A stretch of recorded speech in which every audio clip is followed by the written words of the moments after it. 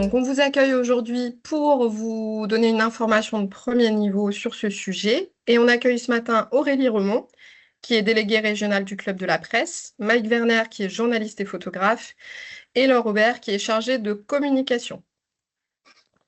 Alors, l'organisation du webinaire d'aujourd'hui va se dérouler de la manière suivante. Donc, on va vous expliquer un petit peu de quoi on parle quand on évoque les entreprises et les secteurs d'activité pour les plus jeunes d'entre vous. Ensuite, Aurélie Remond nous présentera le secteur de la communication et des médias de manière détaillée. Puis viendront les témoignages de Michael Werner et de Laure Aubert sur leurs métiers respectifs. Et enfin, on aura une dernière partie qui sera consacrée à la présentation de notre plateforme Destination Métier. Puis vous aurez ensuite un petit temps pour nous poser vos questions au sujet donc, du secteur des médias et de la communication.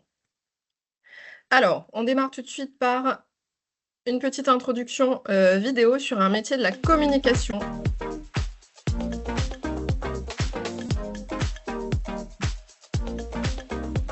Je m'appelle Zoé, j'ai 22 ans et je suis graphiste.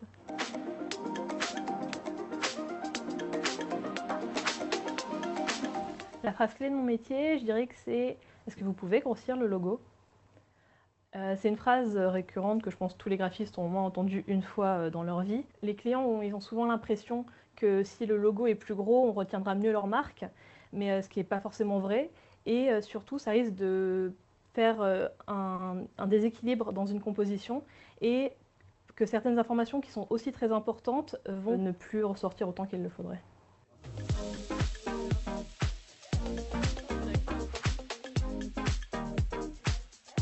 La première chose que j'aime le plus dans mon métier, c'est de trouver l'équilibre entre les éléments d'une composition, de trouver la bonne typographie, la couleur la plus adaptée. Et la deuxième chose que j'aime le plus, ça va être de découvrir le client, son histoire et son projet.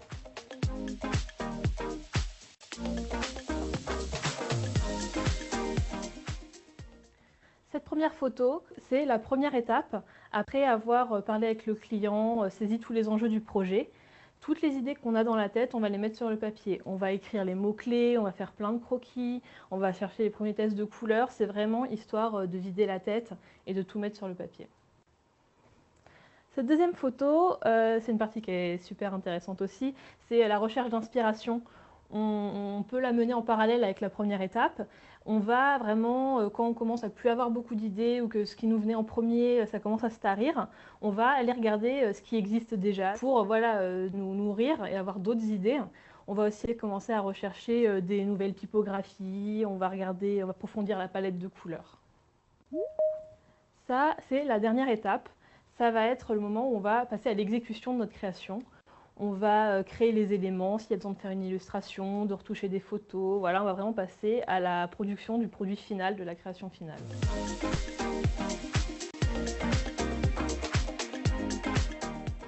Pour moi, les 4 qualités pour être graphiste, ce serait d'être créatif, d'être communicant, d'être curieux et d'être technique. Créatif, pour proposer des idées originales et percutantes, ce serait d'être communicant. Dans le métier de graphiste, il faut travailler en équipe avec d'autres personnes. Il faut aussi bien pouvoir saisir les enjeux d'un projet, comprendre ce que veut le client et pouvoir les retranscrire fidèlement. Il faut aussi être curieux pour s'intéresser à des nouveaux domaines. Et la dernière qualité, ce serait d'être technique pour maîtriser les logiciels qui nous servent à créer et pas être contraint.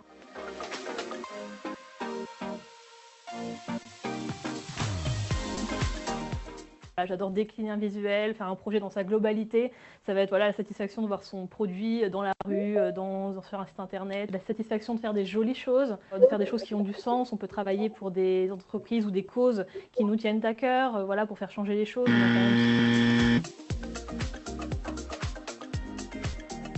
Moi, mon conseil, ce serait assume-toi, donne-toi à fond.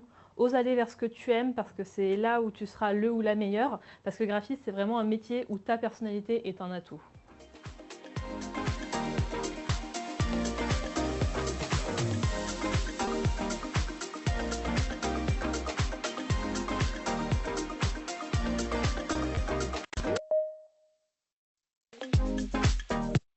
Alors, j'enchaîne du coup. Donc, quand on parle de secteur d'activité et d'entreprise, de quoi on parle? Là, je m'adresse surtout aux plus jeunes d'entre vous. Donc, une entreprise, c'est une structure où des hommes ou des femmes travaillent pour produire des biens ou des services.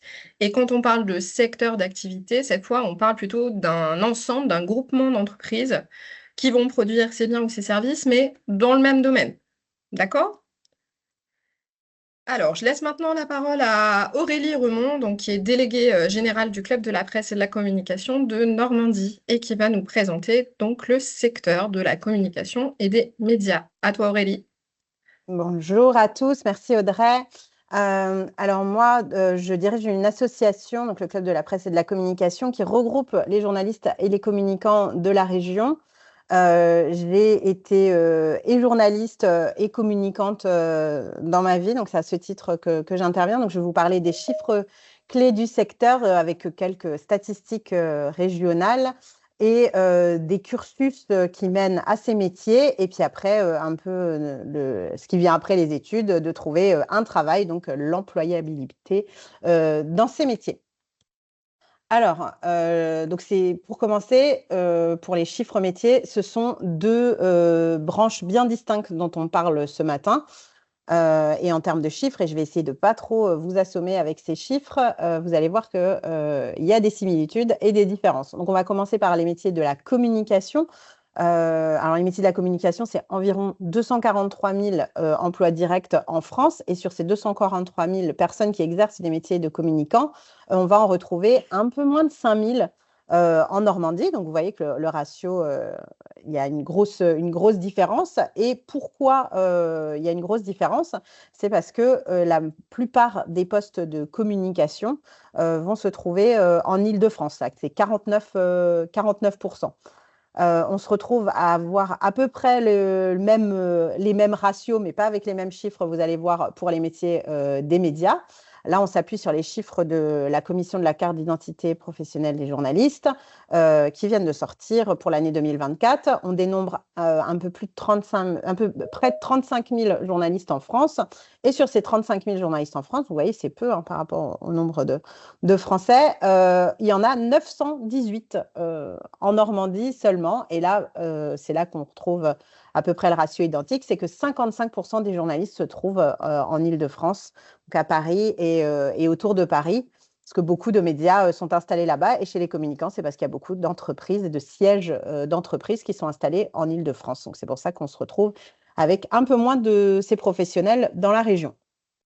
Là, je ne vais pas envoyer du rêve et j'en suis désolée. C'est des métiers qui recrutent peu, puisqu'on dénombre sur 10 ans un peu moins de 10% de professionnels, de nouveaux professionnels dans ces métiers. Après, il y a quand même un point positif, c'est qu'avec l'arrivée du numérique et tous ces chamboulements sur les métiers de la communication digitale dont on va parler un petit peu tout à l'heure, on dénombre plus 5%. Donc ça, c'est assez intéressant à noter, c'est que dans les nouveaux métiers, il y a des embauches. Après, globalement, sur les deux filières, c'est en baisse. Il y en a moins qu'il y a 10 ans. Un point positif tout de même, c'est que sur ces professionnels qui sont en activité, il y a entre 70 et 75% de gens qui sont en CDI, donc c'est un contrat à durée indéterminée. Ça veut dire que vous pouvez rester dans ce travail-là, vous êtes embauché à vie si vous le souhaitez, mais vous n'êtes pas obligé bien sûr. Et sur la question de la parité femmes-hommes, il y a un petit peu plus de femmes dans les deux métiers. Donc du côté des communicants, ça va être entre 52 et 60% de femmes. Et chez les journalistes, ça se réduit un petit peu. Il y a 51% de femmes et 49% d'hommes. Donc voilà, on peut voir que peu importe qu'on soit un homme ou une femme, on peut exercer ces métiers sans aucun souci. Après, on va parler de ce qui va rassembler clairement ces métiers. Ce sont des métiers très variés. On l'a vu avec l'ambassadrice avant, on va le voir avec Mike et Laure après. Il y a vraiment une palette de métiers très variés. Et j'ai choisi 5 verbes de choses qui rassemblent un peu ces métiers dans les missions. Donc, la première, ça va être de communiquer, même si là, on va être quand même plutôt du côté des communicants, avec les métiers de chargé, responsable, directeur, directrice communication dans des entreprises, des associations ou des institutions, des collectivités. Sur le métier d'informer, là, on va en trouver dans les deux parties, même si on pense forcément tout de suite au métier de journaliste, qu'il soit télé, radio, presse écrite ou presse digitale. Mais dans les collectivités, par exemple, on trouve aussi le métier de journaliste territorial. Alors, on met des guillemets à journaliste parce qu'on informe pour la collectivité, mais on fait quand même dans le geste le métier de journaliste. Promouvoir, qu'est-ce qu'on peut mettre comme métier là derrière? Celui d'attaché de presse, de responsable des partenariats ou du développement. Derrière le mot de mettre en forme, on va encore pouvoir s'attacher aux deux métiers. Alors, chez les communicants, on va pouvoir retrouver le métier de graphiste, comme celui dont on vient de parler, de webmaster, avec tout ce qui se passe autour du digital. On a des métiers de création d'applis, d'ergonomie de sites Internet. Il y a des métiers de UX, UI designer là derrière. Et chez les journalistes, il y a le poste de secrétaire de rédaction, parce que une fois qu'un journaliste a écrit son article, il y a quelqu'un qui va le mettre en page, par exemple, pour la presse écrite. Donc ça, c'est la mise en forme. Et sur la transmission, on va pouvoir mettre le métier de documentaliste, archiviste, mais aussi documentariste, donc des gens qui produisent des documentaires du côté des journalistes, producteurs vidéo. Donc, voici pour la présentation. Pour arriver à ces métiers, bien entendu, il faut faire des études. Là, vous allez voir, il y a aussi de grosses disparités sur les deux filières. Du côté de la communication, on a équipé, suréquipé en Normandie. Vous pouvez faire vraiment toutes vos études dès le CAP, BEP. Il y a des choses qui existent dans les métiers de la communication. Alors, ça va être sur des métiers techniques. On va être sur de l'imprimerie, de la reprographie, de la création vidéo. Mais il y a déjà de la photographie aussi. Il y a déjà des CAP et des BEP qui amènent vers ces métiers et qui existent en Normandie. Et effectivement, jusqu'au bac+5 d'un master communication responsable ou communication des entreprises et des institutions. Ça, vous trouvez en Normandie, dans le public, mais surtout dans le privé. Il y a beaucoup d'écoles qui s'installent. À l'heure où on parle, il y a encore des écoles privées qui s'installent en Normandie pour amener à ces métiers. Du côté du journalisme, ça va être beaucoup, beaucoup plus réduit. Et en Normandie, alors moi, je vous parle des 15 écoles reconnues par l'État et la profession, parce qu'il y en a une 15e qui s'est ajoutée la semaine dernière. Donc, je suis ravie d'en parler. Dommage, elle n'est pas en Normandie, même si sur la carte, c'est celle de Cergy, donc elle est très proche de nous, mais c'est toujours pas la Normandie. Donc, sur les 15 écoles reconnues par l'État et la profession, il n'y en a aucune en Normandie. Je parle de ces 15 écoles, même s'il y en a beaucoup plus en France, d'écoles de journalisme et de masters de journalisme, parce que ces écoles-là sont reconnues par les journalistes et les rédactions, et c'est beaucoup plus facile quand on sort de ces écoles-là de trouver un travail derrière. Ce n'est pas impossible en faisant une autre école, mais c'est plus simple. Et comme c'est un métier où on n'accède pas facilement, c'est pour ça que je me permets de les conseiller. Donc, il n'y en a pas en Normandie, il y en a 15 un peu partout en France. Il y a d'autres régions qui n'en ont pas, mais la Normandie fait partie de celles qui n'en ont pas. En revanche, comme ces écoles recrutent principalement à partir de bac+3, ça veut dire que le début de vos études, vous pouvez tout à fait le faire en Normandie en faisant une licence, par exemple une licence de sciences politiques, une licence humanité et monde contemporain, ou après une licence dans quelque chose qui vous plaît, comme le disait l'ambassadrice métier. Faites des choses qui vous plaisent et qui vous inspirent. Si vous aimez les langues, allez en langue étrangère appliquée. Si vous aimez les maths, la biologie, vous pouvez tout à fait partir dans des licences dans cet esprit-là et après intégrer une école de journalisme. Eux n'imposent pas les études qui précèdent l'entrée en master. Donc, ça signifie, Aurélie, que pour faire du journalisme, il faut au minimum un bac+5. Oui. C'est ce que tu conseilles. C'est ce que je conseille. Aujourd'hui, comme c'est un métier où il y a de très faibles recrutements, il y a peu d'offres, forcément, une fois qu'on postule, ils vont regarder ce qu'on a fait auparavant. Et quand on a déjà un master d'une école reconnue par l'État et la profession qui nous a permis soit d'être en alternance, soit de faire des stages dans des rédactions, puisqu'elles vont aussi chercher principalement les stagiaires dans ces écoles-là, on a beaucoup plus de chances de trouver un travail à la suite. C'était moins le cas il y a quelques années, mais aujourd'hui, le bac+5 est quasiment devenu la norme, et que ce soit pour les métiers de la presse comme de la communication. C'est assez facilitant, quoi. Oui, Est-ce que je peux me permettre d'intervenir, Aurélie? vas-y. Tu sais, il y a une école qui va ouvrir en journalisme à Rouen, Oui. mais qui effectivement ne fait pas partie des 15 qui sont reconnus. Exactement, voilà. Donc oui, elle ouvre à Rouen à la rentrée prochaine. Elle est adossée à l'IEJ, qui est l'Institut européen du journalisme, donc une école quand même tout à fait respectable, mais effectivement, elle ne fait pas partie des 15. Et moi, je préfère me centrer sur ces 15-là qui vraiment ont une reconnaissance. Voilà, la reconnaissance par l'État, c'est le fait qu'ils fournissent quelque chose de qualité, mais la reconnaissance par la profession, et ces 15-là sont reconnus par la profession, par les rédactions, ça apporte une valeur supplémentaire. Et c'est pour ça que je m'attache à ces 15. Donc, comme je viens de le dire, des difficultés de recrutement très, très faibles. Là, on part sur l'employabilité, donc l'idée de trouver un travail après ses études.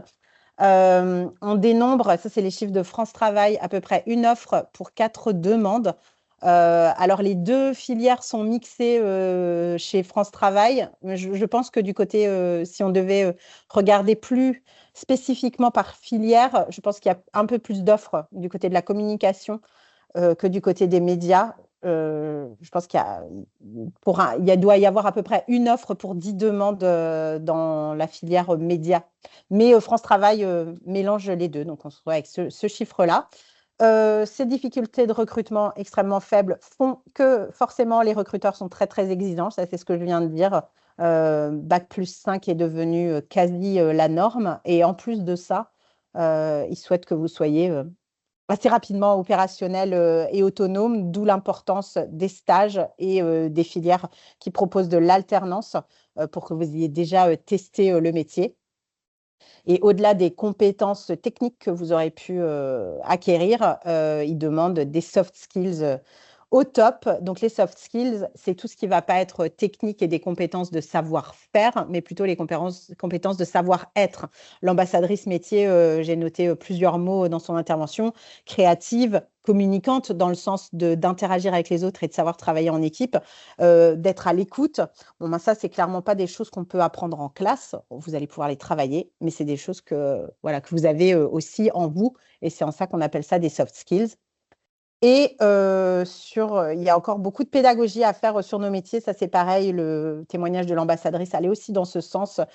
Plus gros le logo, et sur le fait que ça ne soit pas toujours compris les métiers qu'on fait. Sur plus gros le logo, ou peux-tu nous faire un petit post pour les réseaux sociaux, ou un petit flyer, ou on monte derrière un peu un manque de considération pour nos métiers parce qu'ils ne sont pas compris, et que les gens ne s'imaginent pas toutes les tâches qu'il y a, comme on a pu le voir dans le témoignage de l'ambassadrice, derrière la fabrication d'un logo ou d'un slogan. J'ai fait un tableau un peu négatif de nos métiers. Alors, je vais finir sur une note positive, mais je suis sûre que Mike et Laure iront également en ce sens.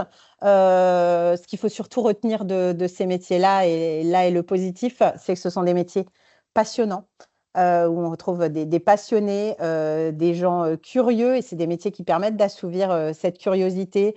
Il n'y a pas une journée qui va ressembler à une autre. Souvent, on ne sait pas de quoi notre journée sera faite le matin, et ça, je trouve que c'est une grande richesse. On rencontre plein de monde, on découvre plein de domaines, voilà, là, que ça soit en communication ou en médias. Ce sont des métiers en perpétuel mouvement. J'en ai parlé un petit peu à la pointe des nouvelles technologies, mais on a été très bousculé il y a quelques années par l'avènement du numérique. Aujourd'hui, vous en avez tous entendu parler, c'est l'intelligence artificielle qui vient bousculer nos métiers. Et l'intelligence artificielle, parce qu'elle va nous aider, je dis bien nous aider, à créer des visuels, à créer du contenu, à travailler plus vite, et à ce qu'on apporte plus de valeur ajoutée dans nos travails. Ça va beaucoup bousculer nos métiers, mais c'est une richesse également. Et je vais terminer sur un point qui nous relie complètement dans les 2 branches métiers, c'est que ce sont des métiers différents, mais complémentaires, où on va retrouver les mêmes et compétences techniques et soft skills, donc le savoir-être, et qui fait qu'il y a des passerelles qui existent. Il y a de nombreux journalistes qui deviennent communicants. Il y a un peu moins de communicants qui deviennent journalistes, même si c'est possible également et que ça arrive. Mais en tout cas, on peut passer d'un métier à l'autre au cours de notre vie parce qu'on aura acquis les mêmes compétences. Voilà pour Allez. moi. Merci Aurélie pour ta présentation détaillée du secteur. On va maintenant laisser la parole à Mike qui va nous présenter son métier de journaliste et de photographe. Mike, du coup, je te laisse la parole pour commencer ton parcours professionnel. Ok, bonjour. Vous avez peut-être entendu que j'ai un accent. C'est un accent américain, mais je ne suis pas américain, je suis néerlandais. Et en contrariant ce qui vient juste d'Aurélie, je ne fais aucune étude pour être journaliste. Il faut avoir une étude, c'est bien pour être embauché, mais pour faire le travail, c'est une autre chose. Mais je vais expliquer ça après. Très vite, ma carrière, j'ai commencé comme maître chien de la police. C'était la police militaire et c'était pour mon service. Après, je suis devenu pilote pour Boeing 737 pour Kuwait Airways, mais j'ai dû abandonner après 18 mois parce que j'avais un problème médical. Mes yeux sont dépassés les limites et je n'avais plus le droit de piloter. Alors, je suis resté dans l'aéronautique pendant longtemps. J'ai travaillé pour de grandes boîtes à Amsterdam, à Dublin et à Paris. Et l'année 2000, j'avais marre de ça et j'ai commencé un blog. Il y a beaucoup probablement de vous jeunes qui ne savent pas ce que c'est un blog, mais c'est dans le temps, sur Internet, c'était les réseaux sociaux, c'était Facebook, mais un petit parcours de ce que tu faisais tous les jours. Et j'ai commencé avec les motos parce que j'étais passionné de moto. Et très vite, je suis devenu très, très populaire. J'ai devenu ce qu'on dit maintenant un influencer. J'avais 5 millions de visites par mois. Et de ça, ça a devenu une grande entreprise sur les nouvelles, ce qui se passait dans le monde de moto. Et un jour, je reçois un message, un email en anglais, parce que je parle en anglais, de personnes qui demandaient si je pouvais lui faire un grand chose pour lui. C'était pour aller à Lyon et faire des photos sur l'Institut Bocuse. Et le monsieur qui m'a envoyé l'email, c'était le rédacteur en chef du New York Times, qui lui-même était motard. Et il a vu toutes mes écritures et mes photos. Il me demandait de les faire ça. Alors, j'ai fait ça. Il m'a payé pour ça. Et il me demandait si je voulais continuer avec lui. Alors, j'ai arrêté le moto et j'ai continué à travailler pour le New York Times, qui est un des plus grands quotidiens du monde, le Los Angeles Times, le San Francisco Chronicle, même pour le revue Playboy, que côté tourisme, pas pour les jeunes filles, National Geographic, plusieurs quotidiens et revues en anglais.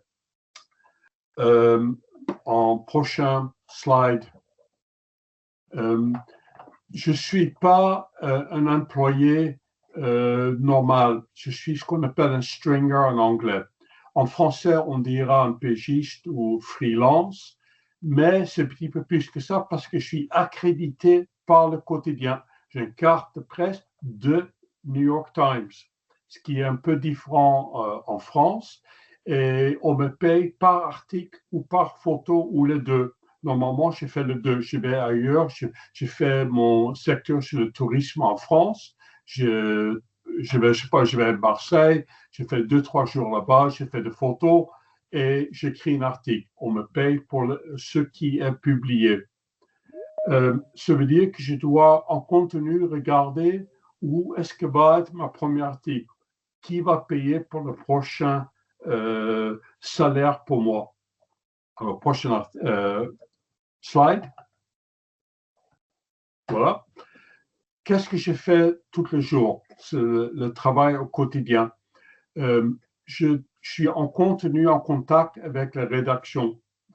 C'est très difficile pour moi de dire « Oh, je crois que je vais aller à, je sais pas, à Toulouse pour faire des photos. Non, c'est le quotidien qui va me dire, tiens, on a besoin de quelqu'un de faire un reportage à Toulouse.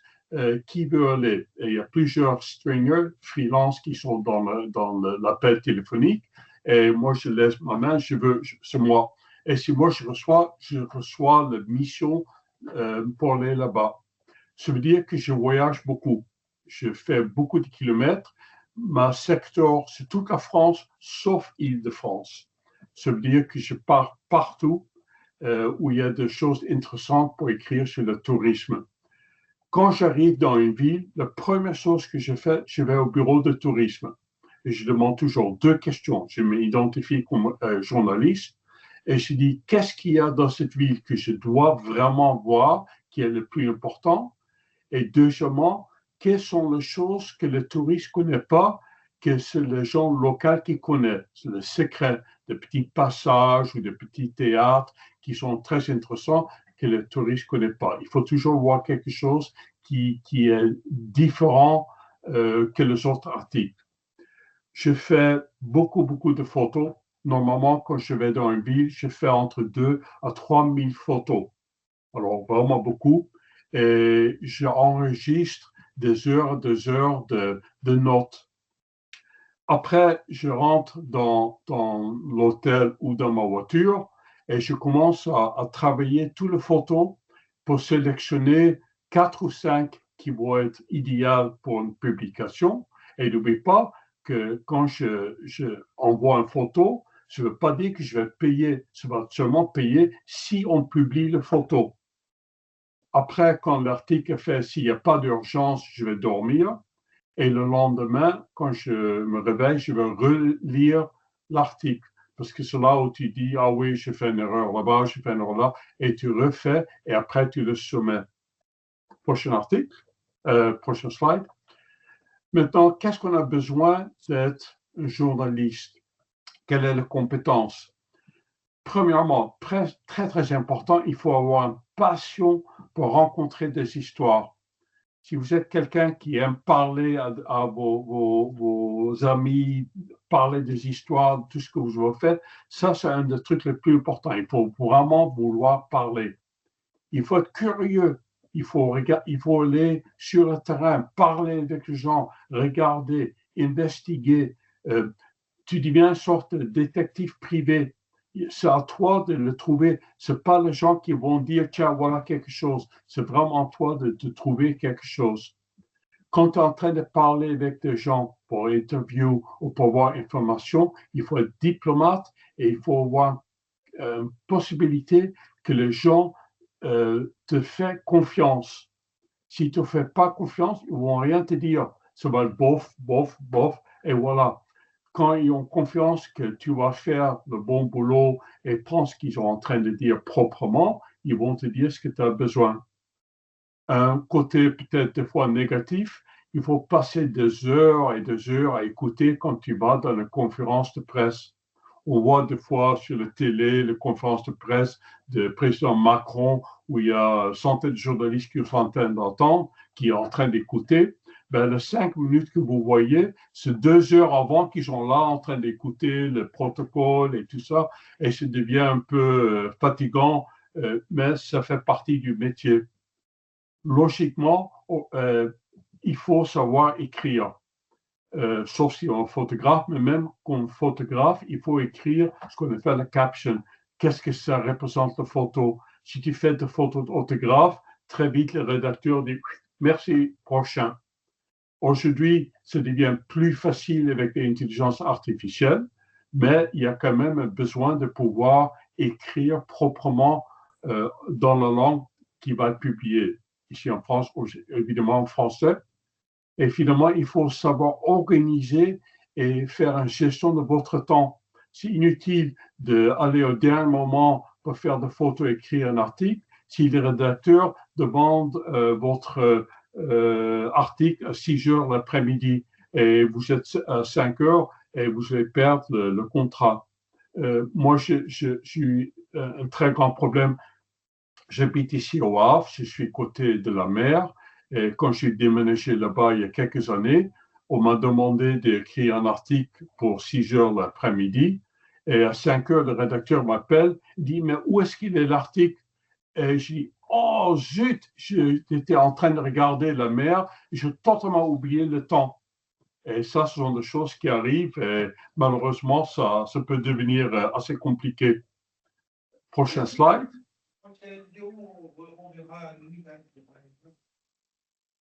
Alors, est-ce que tu peux nous parler un petit peu de ton environnement de travail, Mike? Voilà, le truc qu'il faut avoir, logiquement, il faut avoir un ordinateur qui est même assez performant.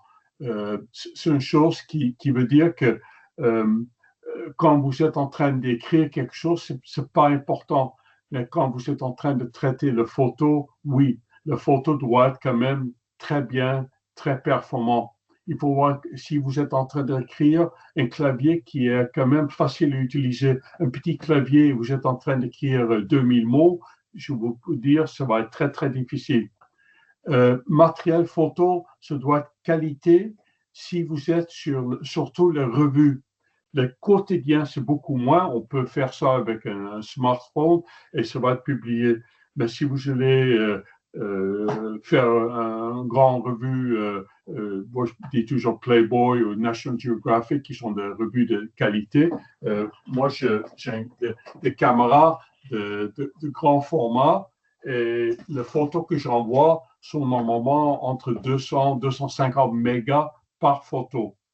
Il faut avoir un très bon logiciel pour traiter les photos. Photoshop, le plus connu, c'est cher, mais ils sont très, très performants. Logiquement, quand vous êtes en train d'envoyer ça au quotidien, aux revues, il faut avoir une connexion stable et rapide. Moi, au début, j'étais dans un petit village en Normandie où je n'avais pas 3G, je ne vois pas de bonne connexion GSM. J'ai dû sauter sur la moto, aller dans une ville plus proche d'un Internet café pour envoyer mes photos. Et ça prend déjà 4 heures pour les envoyer. OK, prochain.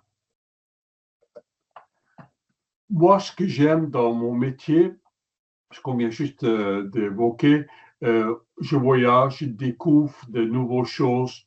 Je parle avec des gens incroyables des fois. Quand j'étais côté moto, tous les grands pilotes de moto de course, je les rencontrais, je parlais avec eux, je mangeais avec eux. C'est vraiment inspirant.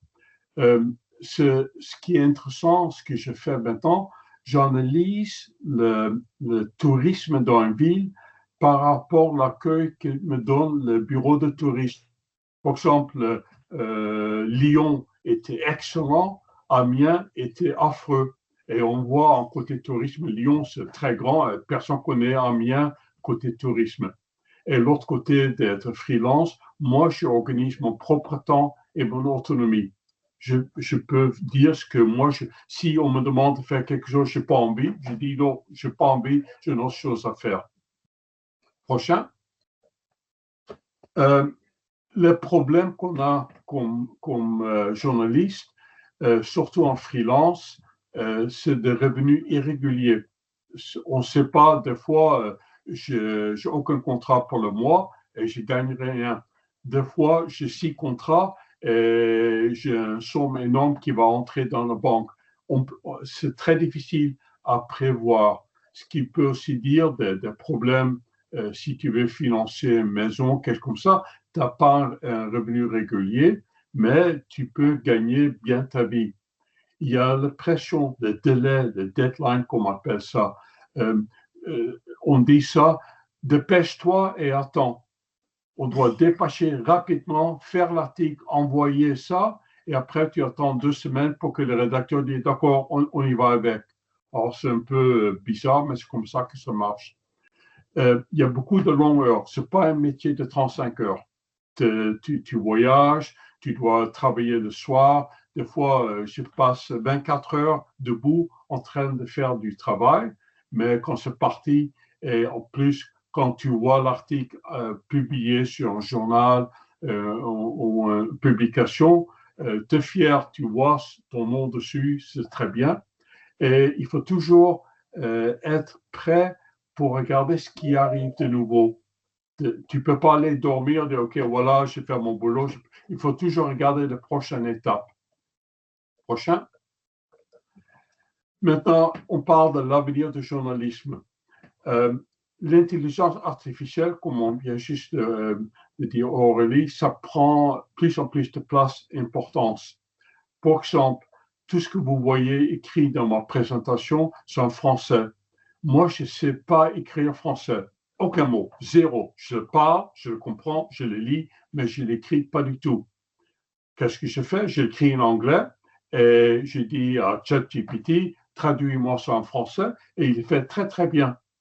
Et ça, c'est un truc qui veut dire que vous avez des possibilités de faire plus que vous pouvez faire dans votre connaissance. Par exemple, inversé, s'il y a un quotidien, je ne sais pas, anglais qui veut un article de vous, vous écrivez en français et vous dites, traduis-moi ça en anglais, il le fera très, très bien. Aussi, une chose très importante pour moi, j'ai fait des choses sur Internet, sur des sites Internet que je mets en français maintenant. Au lieu de passer par mon rédacteur qui va regarder si tout est propre, je demande à l'intelligence artificielle, regarde et fais-moi des modifs. Alors, le ChatGPT ou l'intelligence artificielle est devenu mon rédacteur et ça m'aide beaucoup. Mais ça veut aussi dire qu'il y a plus de concurrence. Comme journaliste, surtout freelance, il y a beaucoup de journalistes et il y a beaucoup de concurrence. Tout le monde, vous, dans l'école, dans le lycée, vous avez un téléphone portable avec un caméra, vous êtes journaliste. Tout le monde peut se dire journaliste. Vous faites des photos, vous les publiez sur Instagram, TikTok, etc. Ça, c'est du journalisme. Vous êtes en train de rencontrer une histoire. Ça veut dire que vous êtes un concurrent. Si vous allez déplacer dans la même ville que moi et vous faites vos petites vidéos et vous le mettez sur TikTok, vous enlevez des lecteurs de moi. Et ça, c'est une concurrence. Ça veut dire que tout le monde peut faire ça. Maintenant, pour devenir journaliste normal, disons pour le Parisien ou le Paris-Normandie ou quelque chose comme ça, c'est très difficile d'y entrer, comme vient juste de dire Aurélie. C'est difficile de trouver quelque chose, mais ce que vous pouvez faire, vous pouvez vous spécialiser dans une niche. Et là, il y a beaucoup plus d'opportunités. Par exemple, moi, je suis sur la niche tourisme, mais vous pouvez faire, comme j'ai dit, collection de timbres, cerfs-volants, qu'est-ce qu'on peut manger comme insecte. Il y a plein des idées que vous pouvez faire dans une spécialité. Et là, ça peut devenir intéressant. Déjà, vous pouvez faire ça sur, de nouveau, des trucs comme TikTok, Instagram, Snapchat, et commencer à gagner de l'argent là-dessus. Ça, c'est du journalisme. Mais c'est un journalisme peut-être où il n'y a pas de carte. Si vous avez suivi ce qui se passe aux États-Unis, la Maison-Blanche va laisser maintenant pour la presse des gens qui n'ont pas de publication, qui sont sur TikTok. Ils vont entrer dans la salle de presse et écouter le président des États-Unis parler et ils vont faire une vidéo. Ils n'ont pas une carte presse, mais ils ont le droit d'y aller. Et ça, c'est le futur. C'est comme ça que ça va commencer à aller. Et le dernier slide. Ce métier qui exige beaucoup, mais c'est très passionnant. On découvre plein de nouvelles choses. On a une indépendance et une liberté, surtout en freelance, mais il y a des risques financiers. Et il faut toujours regarder qu'est-ce que va être la prochaine étape. Vous avez fini un article, il faut immédiatement commencer à regarder le prochain, parce que sinon, vous avez un manque à gagner. Et c'est tout. Très bien. Merci Mike pour ton témoignage. Alors, on va enchaîner maintenant avec le témoignage de Laure qui est chargée de communication, alors qui a exercé d'autres métiers, mais qui va se concentrer là sur la présentation de ce métier. Laure, est-ce que tu peux nous présenter très très rapidement ton parcours d'études et ton parcours professionnel?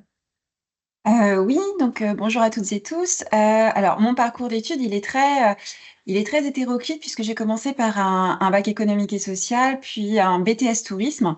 Donc, vous me direz, rien à voir avec la communication, mais il se trouve que le métier passion avec lequel j'ai enchaîné, c'est l'événementiel, ce qui m'a orientée vers une licence dans les métiers de l'événementiel. Et c'est par le biais de l'événementiel que je suis arrivée à la communication, puisque en étant chef de projet événementiel, j'ai finalement repris mes études pour passer un master. Et c'est ce qui m'a amené au poste de responsable de la communication donc du parc des expositions de Rouen. Pour dire la vérité, en fait, j'étais responsable de l'unité de production d'événements et j'avais une double casquette qui était d'être responsable commercial et responsable communication. Donc moi, aujourd'hui, je vais me concentrer sur la communication puisque c'est le sujet du jour avec toi, Audrey. Et pour continuer sur ce parcours, en réalité, j'étais en charge de toute la communication donc des différents salons du parc des expositions de Rouen, ce qui nécessitait de mettre en place une dizaine de stratégies de communication suivies de plans de communication pour cette dizaine de salons. Donc, je ne sais pas si ces termes de stratégie de communication et plan de communication parlent à toutes et tous, mais globalement, il s'agissait pour moi de définir comment je pourrais faire connaître les salons qui se déroulent au parc des expositions. Et donc, pour ça, j'allais activer des leviers traditionnels comme la télé, la radio, l'affichage ou la presse, évidemment. Un petit peu moins le cinéma, je dois dire. Et puis, d'autres leviers comme le print, donc avec l'impression de flyers, d'invitations, de petites affichettes, etc. Et puis, bien sûr, aussi le digital. Mais alors, au risque de paraître un petit dinosaure aux yeux des gens qui nous écoutent, mais je vois qu'Aurélie, tu souris, et peut-être Mike, ça te fera sourire aussi. Mais c'est vrai que quand j'ai commencé le métier, il y a maintenant 20 ans, on n'avait pas encore les réseaux sociaux, on avait très peu de sites internet. Et donc, moi, j'ai vu mon métier vraiment évoluer avec ces outils-là. Et c'est vrai que le digital a apporté beaucoup, notamment parce que ça a permis une plus grande viralité et puis aussi parce que les coûts sont beaucoup moins importants quand on travaille en communication avec le digital. Donc voilà, il y a tous ces leviers-là. Et puis le dernier, moi, que j'ai activé, et j'avais cette particularité d'être à la fois communicante, mais aussi d'être attachée de presse. Donc j'étais en relation avec les différents journalistes comme Mike.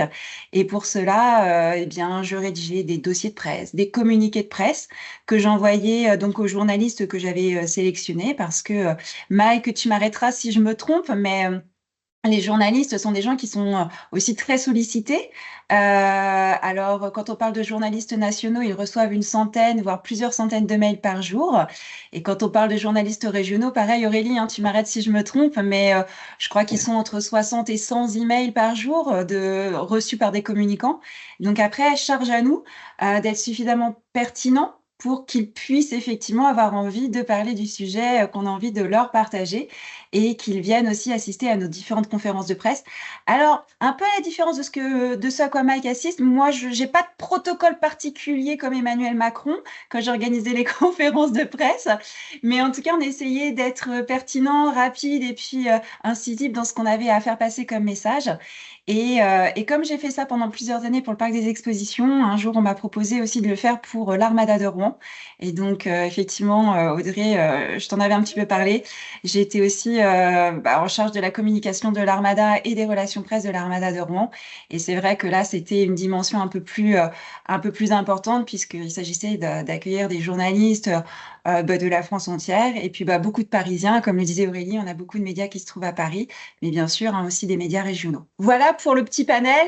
Et puis je pourrais en dire plus sur ce que je fais aujourd'hui, mais je suis aussi formatrice en communication aujourd'hui. Donc voilà. Mais je crois que ce qui t'intéresse, Audrey, ce qui intéresse les gens qui nous écoutent, c'est plutôt ce métier de communicante que j'ai fait pendant pas mal d'années. Oui, tout à fait. Est-ce que tu peux nous en dire plus, par exemple, décrire une journée type de chargé de communication? Alors, la journée type, comme le disait Aurélie, en fait, ce qui est hyper riche dans ce métier, c'est qu'on n'a pas de journée qui ressemble l'une à l'autre. Et c'est ce qui fait que moi, j'aimais beaucoup ce que je faisais. Mais allez, pour essayer d'être la plus factuelle possible, en fait, globalement, il y a une différence entre établir une stratégie de communication, c'est-à-dire, moi, par exemple, mon métier, c'était de réfléchir vraiment à qui je voulais m'adresser, à comment j'allais le faire, avec quel budget, avec quels moyens humains, et est-ce que j'allais travailler avec des agences? Et alors, Petit spoil, moi j'ai toujours fait en sorte de travailler qu'avec des agences régionales parce qu'on a de grands professionnels en région et qu'on n'a pas toujours besoin d'aller à Paris pour chercher les professionnels de la communication. Et ça, j'insiste. Ah, Aurélie, je vois que tu es contente, mais oui, j'insiste vraiment sur ça. On a des grands professionnels, des grandes agences qui sont dignes des agences parisiennes, qui pratiquent pas tout à fait les mêmes tarifs et qui sont très en proximité aussi avec les communicants. Donc ça, c'est formidable. Donc, moi, je réfléchissais beaucoup à la stratégie. Puis après, il y a le côté très opérationnel où j'allais contacter, par exemple, des radios. Donc, par exemple, j'appelais Énergie et je leur disais, voilà, j'aimerais qu'on se rencontre parce que j'aimerais savoir si je communique sur Énergie, quel est le plan de communication que je peux mettre en place. Donc, concrètement, ça veut dire quoi? Ça veut dire, est-ce que je vais pouvoir créer des spots publicitaires qui seront diffusés sur Énergie? Et si oui, à quelle date? Et qui est-ce qui va me créer la voix off, quel est le texte, etc. Donc, il y avait tout ça à monter. Si je prends un autre exemple qui est la presse, par exemple, j'appelais Paris-Normandie, qui est notre presse quotidienne régionale, et je demandais à ce que la personne en charge de la publicité puisse venir me présenter le journal et les options de communication. Et moi, je réservais des encarts sur le journal. Et donc, par exemple, je disais, je voudrais être en une du journal parce que je voudrais qu'à chaque fois que quelqu'un prend en main le journal, on me voit. Et puis après, je fais ça aussi avec le digital. Par exemple, faire ce qu'on appelle des publicités en display. Donc, ça veut dire avoir un bandeau publicitaire qui apparaît, par exemple, sur le site Allociné ou sur le site Marmiton, plein d'autres sites. Et donc, en fait, tout ça pour dire que, en réalité, le métier de communicant, de chargé de communication, mais moi, je parle de responsable communication que j'ai été, c'était d'être vraiment très curieuse et en veille de qui sont les médias, quelles sont les possibilités de communication. Et comme c'est un monde qui change beaucoup, bah, il faut vraiment beaucoup se renseigner. Par exemple, la télé aujourd'hui, on le sait, la télé a moins de personnes, enfin, il y a moins de jeunes qui regardent la télé. Mais par contre, il y a beaucoup plus de gens qui regardent en replay ou qui vont faire du streaming. Donc, est-ce que nous, on doit adapter nos communications pour nous adapter aux gens qui regardent et aux personnes qu'on veut toucher? Alors, je sais pas si je suis très claire pour les gens qui nous écoutent. Parce que nous, on a l'habitude dans notre jargon, mais est-ce que c'est à peu près clair ce que je disais pour toi, Audrey? Bon, c'est à peu près clair pour moi. Il y a des mots, en tout cas, qui ressortent dans ta présentation. Quand tu disais qu'il fallait être incisive, rapide, curieuse. Est-ce que tu pourrais nous donner, en quelques mots, hein, rapidement, les qualités qui, pour toi, sont essentielles pour faire ce métier? Oui, alors c'est vrai que du point de vue de la communication, moi, j'étais pas du tout dans ce qui était design et PAO. Donc, je dirais que pour ces métiers de design et PAO, c'est vraiment la technique qui va beaucoup compter, savoir vraiment bien utiliser les outils. Et donc, en ce moment, ce qui est pas mal recherché aussi, ce sont les gens qui font du montage vidéo, qui font du graphisme, mais vraiment très poussé, qui vont faire du motion design. Donc ça, c'est la technique. Pour moi, pour le chargé de com ou pour la responsable com, c'est vraiment, je dirais, la polyvalence et le fait de pouvoir s'adapter à beaucoup de contextes. Parce que si je dois communiquer sur, je sais pas, des insectes comestibles, si je dois communiquer pour un fleuriste, ou si je dois communiquer pour des événements, ou si je dois communiquer pour le nouveau vaccin d'un laboratoire, c'est le même métier. Et pourtant, il va falloir que je sois suffisamment curieuse pour apprendre de ces sujets-là. Parce que dans la communication, ce qui est vraiment chouette, c'est qu'on peut travailler partout et pour tout type d'entreprise. Donc, il y a pas vraiment de limite. Et donc, c'est pour ça qu'il y a beaucoup de curiosité et donc une bonne connaissance des médias aussi. Et je dirais, un petit peu comme l'ont dit Mike et Aurélie, en fait, les soft skills, ça compte beaucoup. Il y a ce que vous allez apprendre à l'école, bien sûr, mais il y a qui vous êtes. Il y a qui vous êtes, quelles sont vos particularités, ce que vous aimez dans la vie. Et ça fera que ça vous donnera une plus-value. Parce que des gens qui se forment en communication, on en a beaucoup. Des gens qui vont être compétents, c'est voilà, c'est ce que vous avez appris à l'école, la technique, mais il y a vous, la curiosité, l'écoute, le fait d'être polyvalent, le fait de s'intéresser beaucoup à ce qui se passe dans le monde en général. Peut-être là, il y a une petite question, par exemple, qui s'est posée dernièrement. On sait qu'il y a 2 chaînes de télé qui se sont arrêtées. Donc, vous voyez, par exemple, Tout ça à fait fait. partie des questions que les gens doivent se poser. Et en fait, tout ça pour dire que dans la communication, il n'y a pas que le digital. Il y a beaucoup le digital, mais il n'y a pas que le digital. Et les métiers de la communication, ça n'est pas que devenir influenceur. Donc, voilà, il y a beaucoup de choses autour de la communication. Voilà, je ne sais pas si j'ai pu Tout à répondre fait. complètement. Bah écoute, je te remercie. Alors je suis désolée, je vais me voir obligée d'enchaîner tout de suite Je t'en prie. parce qu'on est un petit peu pris par le temps. Alors, je me permets de vous présenter très rapidement la plateforme Destination Métiers qui va également vous permettre de vous renseigner sur les métiers et les formations en Normandie. Alors, dites-moi si vous voyez bien ce que je vous partage.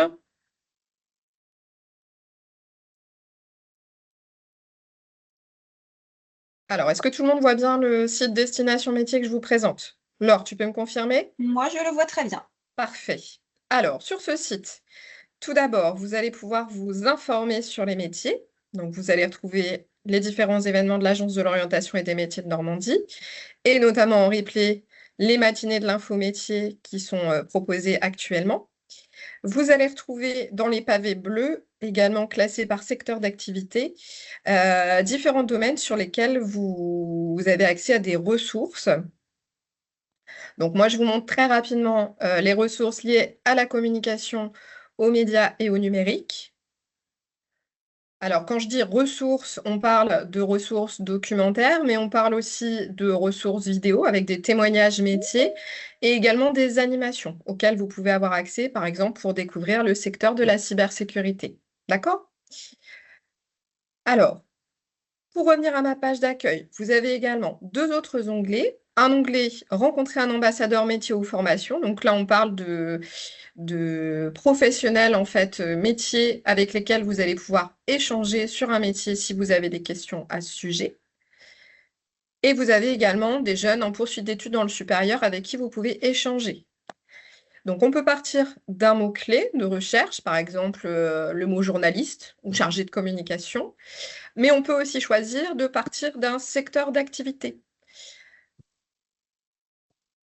Alors, je pars donc du secteur d'activité qui nous intéresse aujourd'hui, l'information, la communication et un petit peu plus largement la publicité. On peut encore également affiner avec le sous-secteur.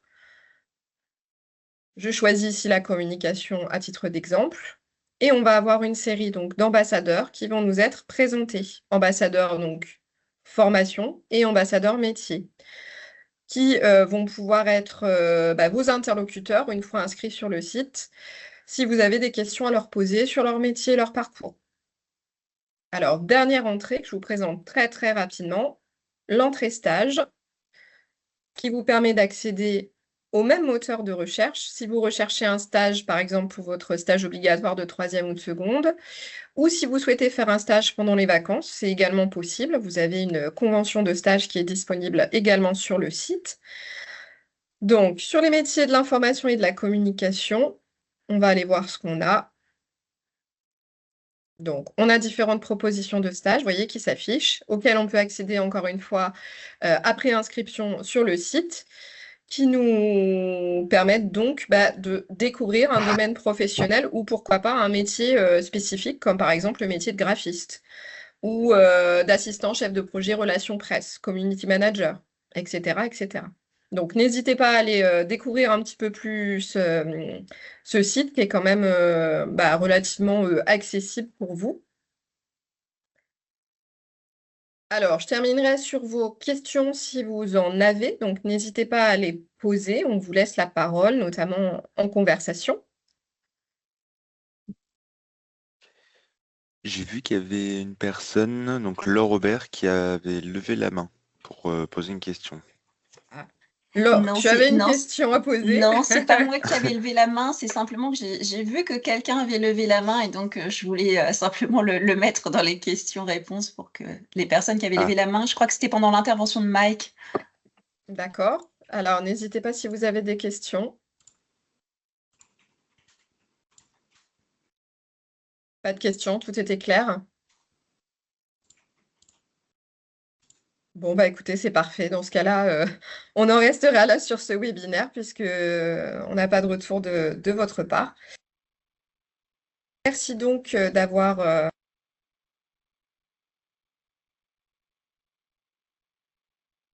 Ton micro coupé. Ah, décidément, il se coupe automatiquement. Donc, je vous remercie d'avoir participé à ce webinaire. Merci à Aurélie, Mike et Laure pour leur témoignage particulièrement intéressant. Et merci à tous d'avoir participé.